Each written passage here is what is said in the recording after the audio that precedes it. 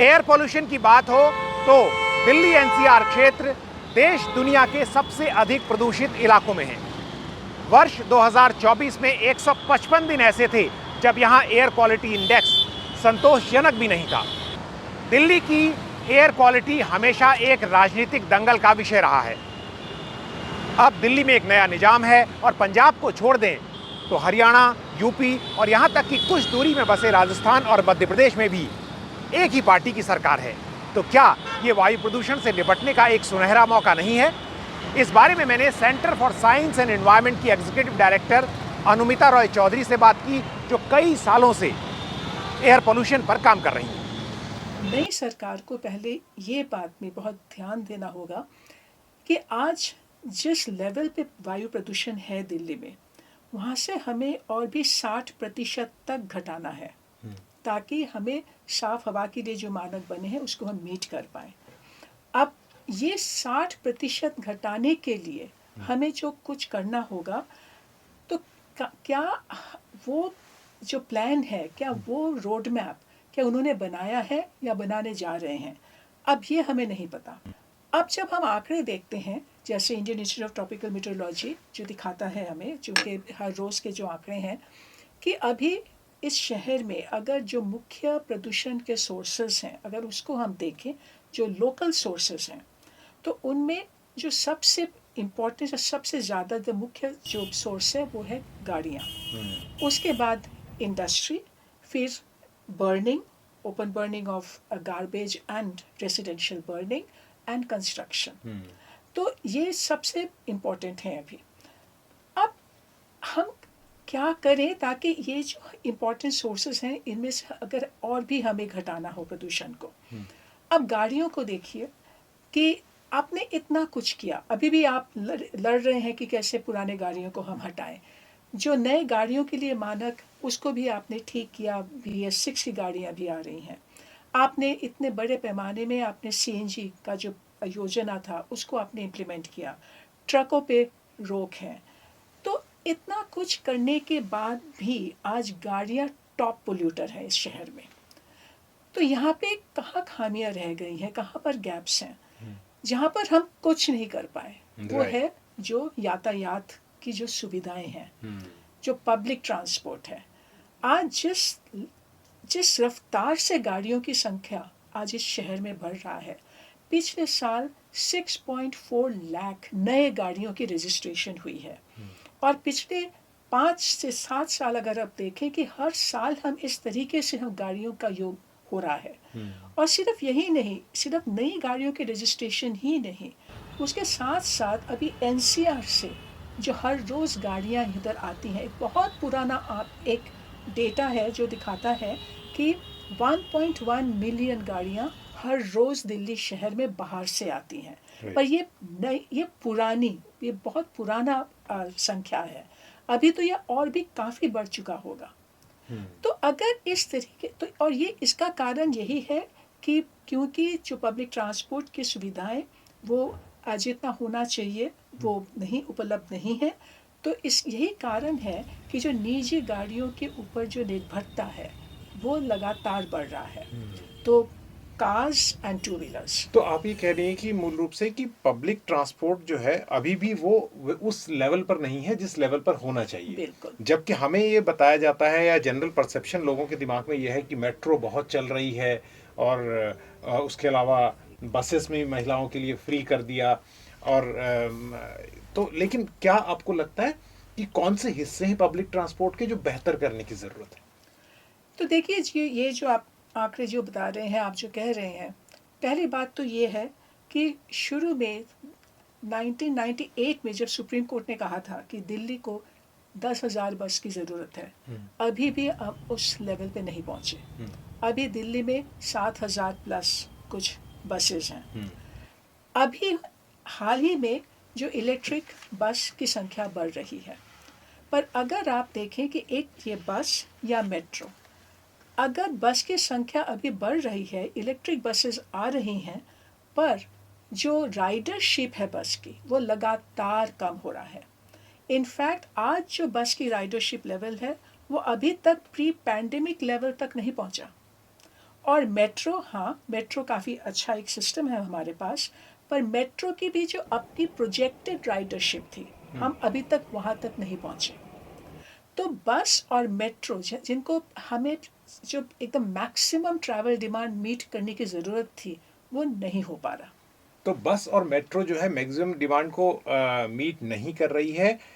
और अभी हमें मंत्री जी ये बता रहे हैं कि वो बसेस को हटाएंगे, जो सीएनजी बसेस को, और बैटरी बसेस लाएंगे। तो बैटरी बसेस को लाने की डिमांड तो रही है कि जी, हमको इलेक्ट्रिक बनाना है, हाँ जो जी, ट्रांसपोर्ट है, ई मोबिलिटी उसकी करनी है।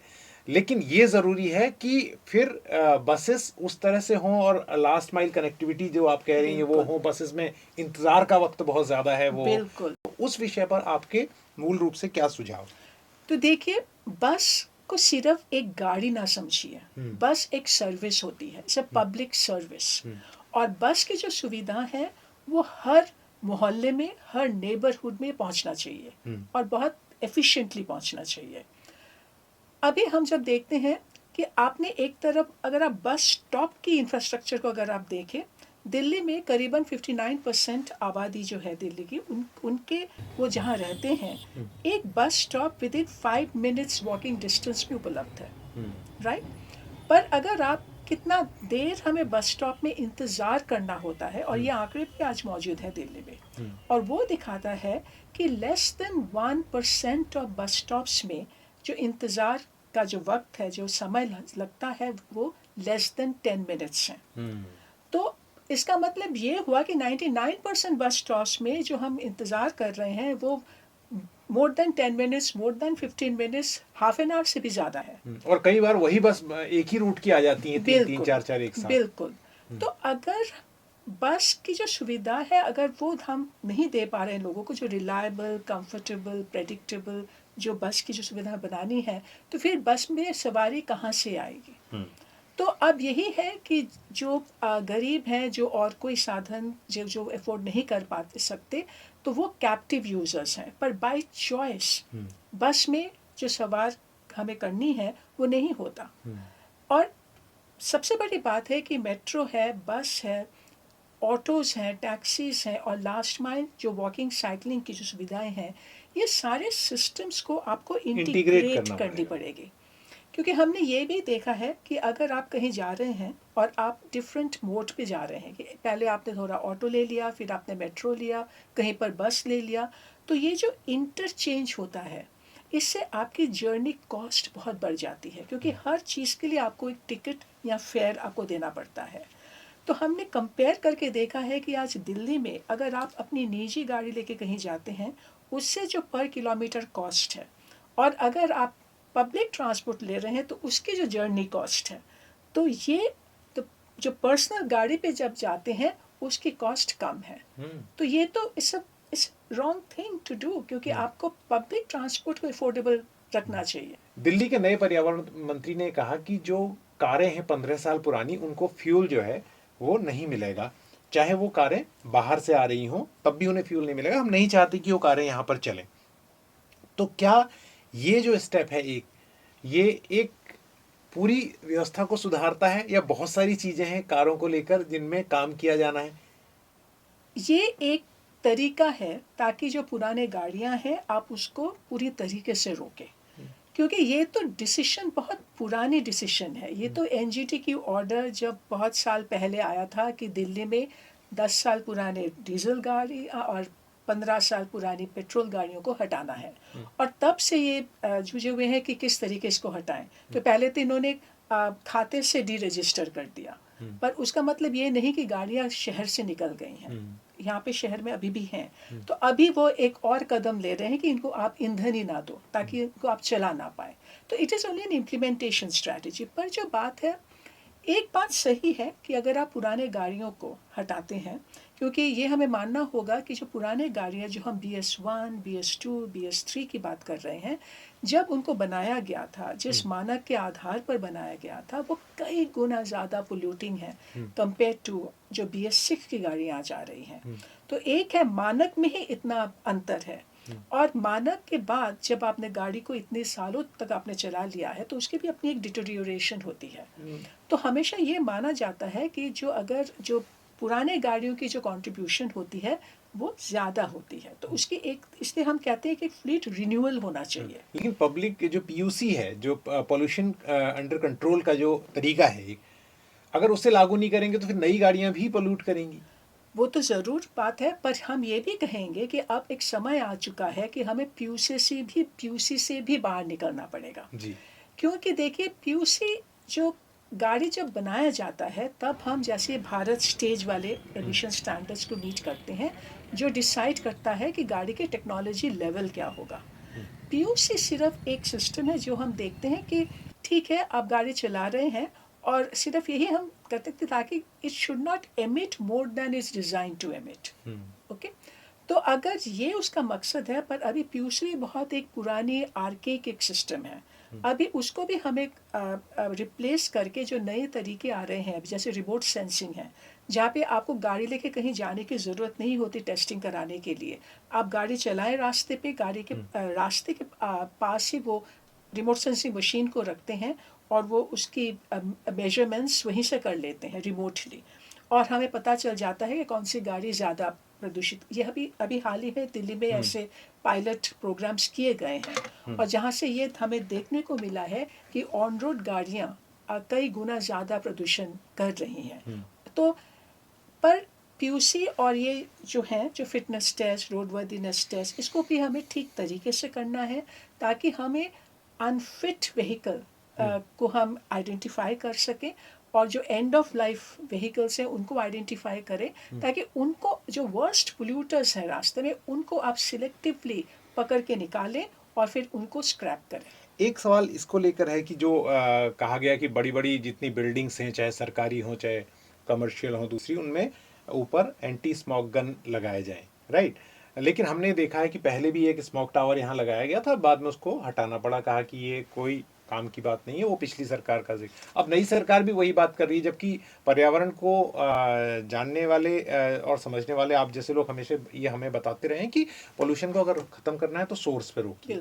तो आपको लगता है कि ये एंटी स्मोक गन की बात और ये एयर प्यूरिफायर, स्मोक गन है क्या? स्मोक गन इज कि आप पानी छिड़क रहे हैं, और पानी छिड़कने के लिए नए नए टेक्नोलॉजीज ला रहे हैं आप, बस दैट्स इट। पर इतना पानी, कितना पानी छिड़क लेंगे आप? क्योंकि ऑलरेडी एक कंस्ट्रक्शन साइट के लिए सेंट्रल पोल्यूशन कंट्रोल बोर्ड ने काफ़ी लंबा चौड़ा एक चेकलिस्ट बनाया है कि किस तरीके से आप डस्ट को रोक सकते हैं। वहाँ पे विंड बैरियर के बारे में कहा गया है, जो आप मटेरियल रखते हैं उसको ढक के रखना, कंस्ट्रक्शन जहाँ हो रहा है उसको भी ठीक से ढक के काम करना, ऐसे कई तरीके हैं। तो सिर्फ स्मोक गन से क्या होगा? और सोचिए कि जब जाड़े के समय, जब विंटर में जब इतनी कोल्ड कंडीशंस होती हैं, आप अगर इतना मॉइस्चर करेंगे तो वो भी कंडेंस होके वो भी प्रदूषण को पकड़ के ही रखेगा, राइट। तो दैट्स नॉट द आंसर। जो कंस्ट्रक्शन डिमोलिशन के लिए, एक है कंस्ट्रक्शन साइट में कई तरीके दिए गए हैं जो हमें रियल एस्टेट इंडस्ट्री को देखना होगा कि वो इम्प्लीमेंट कर रहे हैं, और दूसरा है कि कंस्ट्रक्शन और डिमोलिशन के कारण जो वहाँ से वेस्ट आ रहा है, कि उसको हम किस तरीके से हम उसको कलेक्ट करके ट्रांसपोर्ट करके, अब दिल्ली में 5 रिसाइकलिंग प्लांट्स बन चुके हैं, आप उधर ले जाइए और उनसे नए मटेरियल बना के फिर उसको कंस्ट्रक्शन में वापस लाइए, जो सर्कुलरिटी की बात करते हैं आज। तो ये पूरी जो एक इकोसिस्टम है वेस्ट की, उसको आपको फिक्स करना है। दिल्ली ने एक ज़माना था जब बीआरटी का यहाँ पर कोशिश शुरू हुई। अहमदाबाद जैसे शहर में बीआरटी काम करता है, बिल्कुल, और भी शहर होंगे जहाँ काम करता होगा। बीआरटी एक तरीका है जहाँ पर आप लोगों को उत्साहित करते हैं कि वो एक बस में बैठें और टाइम पर जगह पर पहुँचे। आपको लगता है कि dismantling BRT was a big mistake, और अभी भी कोई उत्साह ऐसा पब्लिक ओपिनियन बनाने के पक्ष में नहीं है सरकार, क्योंकि एक बार कोई चीज़ फेल हो जाती है तो फिर उसको वापस लाना बहुत मुश्किल होता है। पर देखिए, अब इस बात से हमें यह सोचना होगा कि अब जैसे बस में सुधार लाने की बात हो रही है, बस में सबसे बड़ी सुधार की जो ज़रूरत है वो है कि जब हमारी जो रास्ते हैं जो इतना कंजेस्टेड हैं, अगर बस को एक तो तेज़ी से चलना हो, अगर बस की स्पीड को बनाए रखना हो, तो बस को स्पेस हमें देना पड़ेगा। आप मेट्रो को पसंद करते हैं, सिर्फ यही कारण है कि मेट्रो के ट्रैक में कोई और ट्रेन नहीं आती, राइट। उसी को आपको रिस्पेक्ट करना होगा, सम्मान देना होगा जब आप बस चला रहे हैं। किसी भी तरीके से वो आप हार्ड डिवीज़न दें या सॉफ्ट बैरियर्स दें, पर बसों के लिए आपको लेन बनाने की ज़रूरत है। अदरवाइज़ आप बस की जो हम रिलायबल सर्विस करें कि हर 5 मिनट, हर 10 मिनट पीक आवर में बस मेरे स्टॉप में आए और उसको हम पैसेंजर इंफॉर्मेशन सर्विस के साथ जोड़ें। जैसे आप देखेंगे मेट्रो में आपको पता होता है वो फ्लैश करता है, ये अभी आ रहा है मेट्रो।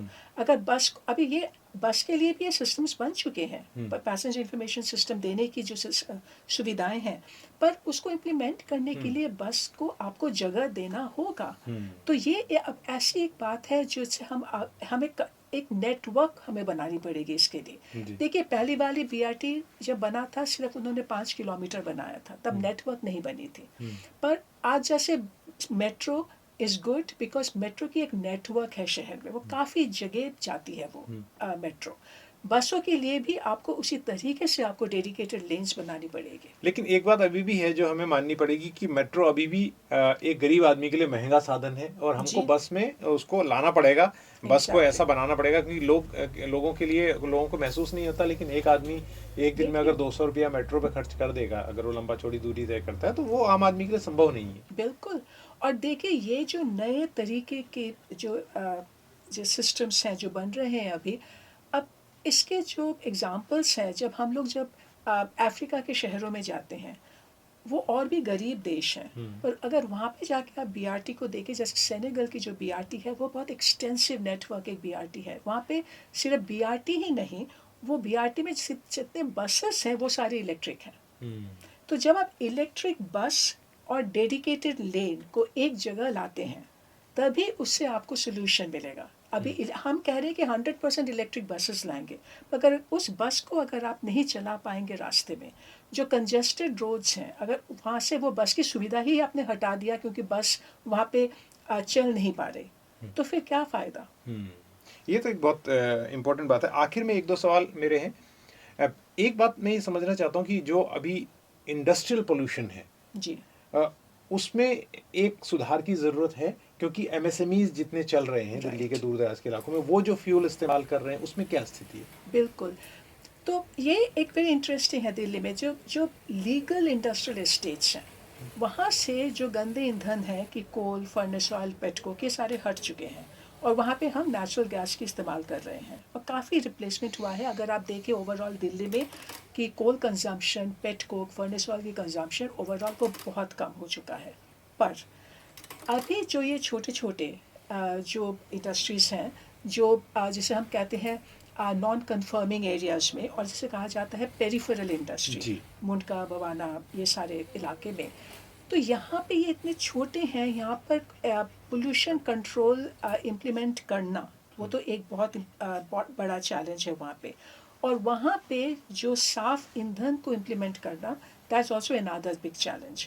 और उसके साथ साथ जब कुछ साल पहले हम लोगों ने जब इन्वेस्टिगेशन किया था वहाँ पे तब पता चला कि ये छोटे छोटे जहाँ पे प्लास्टिक रिसाइकलिंग, बहुत कुछ इस तरीके के एंटरप्राइजेस हैं, इंडस्ट्री से जो वेस्ट निकलती है, तो इंडस्ट्रियल वेस्ट है, उसको भी ओपनली जलाया जा रहा है। तो सिर्फ स्टैक एमिशन ही नहीं है, उसके साथ साथ जो हम इंडस्ट्रियल वेस्ट को जला रहे हैं उससे भी बहुत भारी पोल्यूशन होती है। तो इंडस्ट्रियल पोल्यूशन का जो मुद्दा है, ये एक अनफिनिश्ड एजेंडा है, इसको पूरा करना है। संक्षेप में जो सॉलिड वेस्ट मैनेजमेंट के को जो नियंत्रण करने की बात है, अभी भलस्वाहा के लिए उनका स्टेटमेंट आया है मिनिस्टर का कि वो भलस्वा जो लैंडफिल है, इसी तरह से एक बंदवाड़ी लैंडफिल भी है, गाजीपुर लैंडफिल भी है। हमारे दर्शकों को अगर संक्षेप में बता सकें कि किस तरह से ये जो सॉलिड वेस्ट मैनेजमेंट प्रदूषण में कंट्रीब्यूट करता है और हम इसके लिए क्या कर सकते हैं? देखिए, दो तरीके से कंट्रीब्यूट करता है। एक, अगर शहर में वेस्ट मैनेजमेंट ही एडिक्वेट नहीं है, तो फिर क्या होगा कि जो जहाँ भी पब्लिक प्लेस में जहाँ भी ये वेस्ट एक्यूमुलेट होगा, इकट्ठा होगा, लोग उसको जलाएंगे। और दूसरा है कि ये जो भलसावा, गाजीपुर, जो माउंटेन ऑफ वेस्ट, जो पहाड़ है वेस्ट का, वहाँ पे अपने आप आग लग जाती है, क्योंकि वहाँ से मीथेन एमिशंस होते हैं और वहाँ पे जिसको कहा जाता है स्पॉन्टेनियस फायर। और ये अब देखेंगे जैसे जब ये पहाड़ जलना शुरू हो जाता है गाजीपुर में, भलसावा में, उससे जो पोल्यूशन हो रहा है वो उसका इम्पैक्ट बहुत ज़्यादा, बहुत टॉक्सिक है। अब इसको आप कैसे ख़त्म करेंगे? फर्स्ट, अब ये देखिए कैपिटल सिटी ऑफ इंडिया पर अभी भी 30% ऑफ दिल्ली वो इनफॉर्मल सेटलमेंट्स हैं।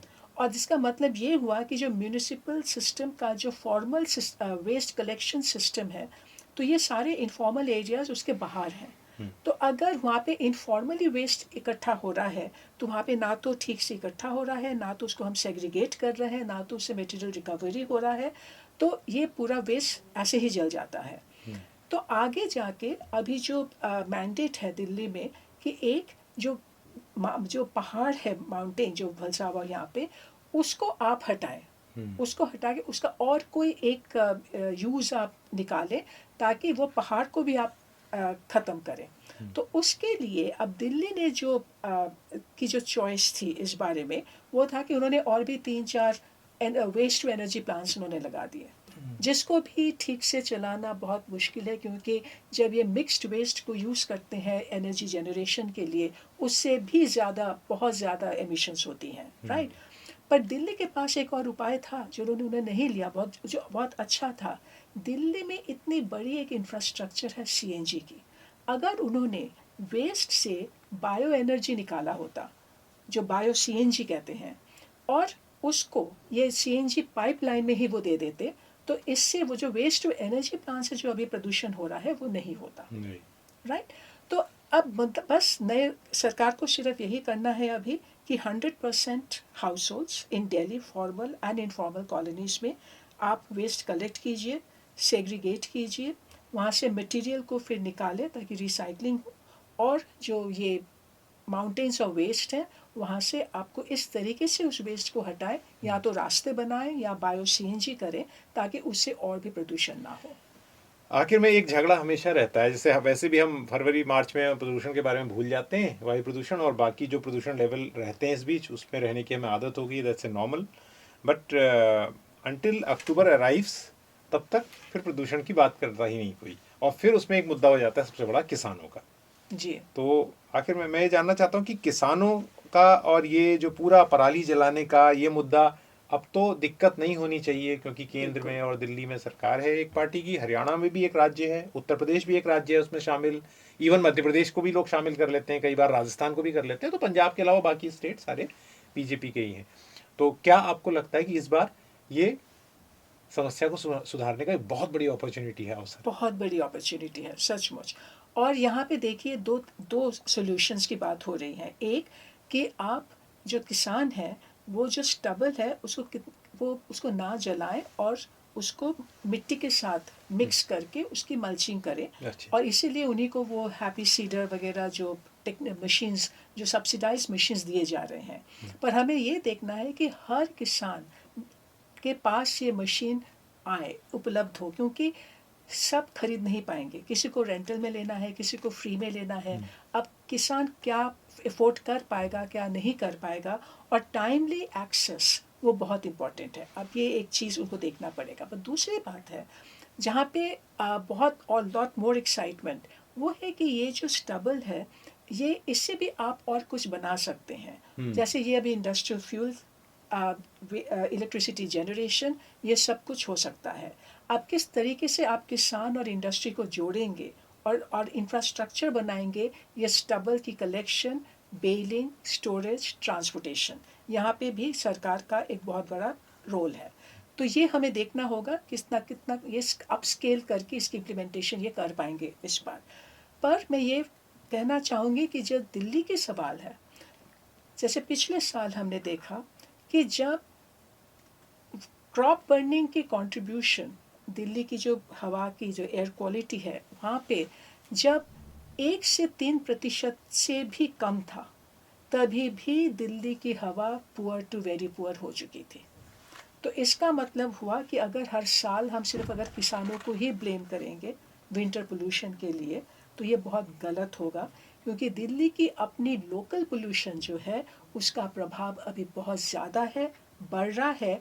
और पिछले 2 सालों में हमने देखा है कि 10 साल जब धीरे धीरे प्रदूषण की मात्रा कम हो रहा था दिल्ली में, पिछले 2 साल में ये कर्व अभी फिर से ऊपर की तरफ जा रहा है, और यही चुनौती है नई सरकार के लिए। अब हम ये माने न माने, लेकिन पोल्यूशन एक पॉलिटिकल मुद्दा हमेशा बनता रहा, एक दूसरे के ऊपर जिम्मेदारी डालते रहे। तो इससे पहले कि मैं इस इंटरव्यू को क्लोज करूं, हमको लोगों से ये अपील सरकार को करनी चाहिए, जो ऊपर बैठे हुए लोग हैं, कि त्योहारों को मनाने के भी तरीके जो हैं उसमें ये सोचना चाहिए कि आपका ही बच्चा है, आप ही के परिवार के लोग हैं, आप ही के परिवार के बुजुर्ग हैं जिनकी तबीयत, तो दिवाली के वक्त एक माहौल बन जाता है। इसमें बड़ी बड़ी फिगर्स जो हैं वो इस बात की अपील कर देती हैं कई बार कि क्यों नहीं मनाएं ये त्यौहार। पर हमको ये अब समझना पड़ेगा कि air pollution is a very big problem, जहाँ पर हमको लाइफ स्टाइल बदलने में एक दो, चाहे वो 2 महीने का, 2 दिन का ही है, 4 दिन का ही है, लेकिन वो भी एक हिस्सा है। जी। तो दिवाली का प्रदूषण कितना खतरनाक होता है?